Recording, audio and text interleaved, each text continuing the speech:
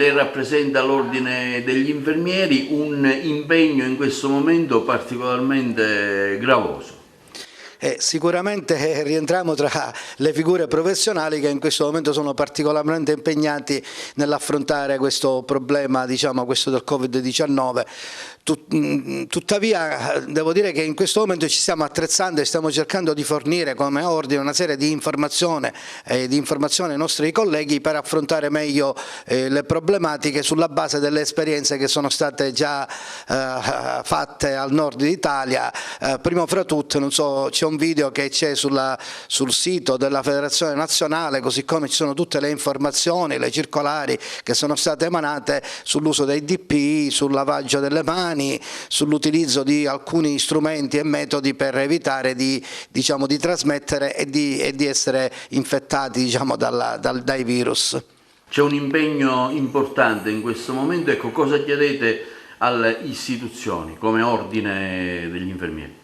Ma devo dire che noi abitualmente non siamo dei soggetti che vanno a recriminare, devo dire che in questo momento si sta vedendo come il servizio sanitario pubblico sia fondamentale per cercare di affrontare le problematiche di una certa importanza. Ecco, volevo solo dire che negli ultimi 10 anni sono venute a mancare circa 12.000 infermieri a livello nazionale, questo è un dato, l'età media è un'età che va da 50 a 55 anni, anche nella nostra provincia.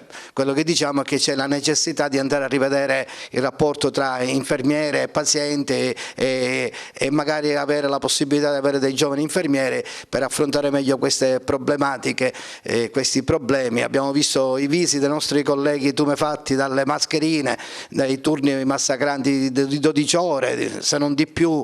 Ecco, vorremmo evitare che questo succedesse anche da noi, per evitare, insomma, per affrontare meglio, per poter dare un servizio più efficace e più efficiente nei confronti degli utenti. Di questi casi successi a Sciacca e ad Agrigento recentemente, ecco, vi desta un po' di preoccupazione durante lo svolgimento del vostro lavoro?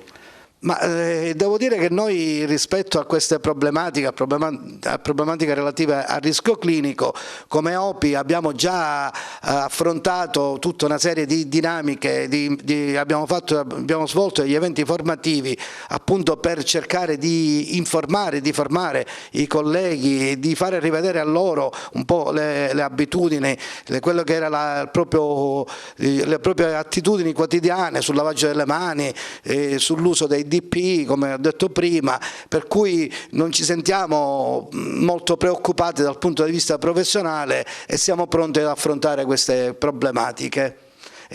Chiaramente è un momento in cui si ha paura di una crescita esponenziale di questo fenomeno. Speriamo che questo non avvenga, che avvenga in tempi diciamo più dilungati o che si venga bloccato utilizzando appunto tutti i sistemi di comunicazione. Appunto volevo cogliere l'occasione per ribadire che per noi è fondamentale che le persone ottemperino a quelle che sono le indicazioni che vengono date dal Ministero, dalla comunicazione che viene fatta dai media relativamente alle abitudini quotidiane, a restare a casa, all'utilizzo di guanti, di mascherine qualora si è costretti a uscire e di evitare i contatti sociali, dico a prescindere dalle persone che vengono dal nord, tra di noi, perché non sappiamo chi può essere, diciamo, portatore sano. Ecco.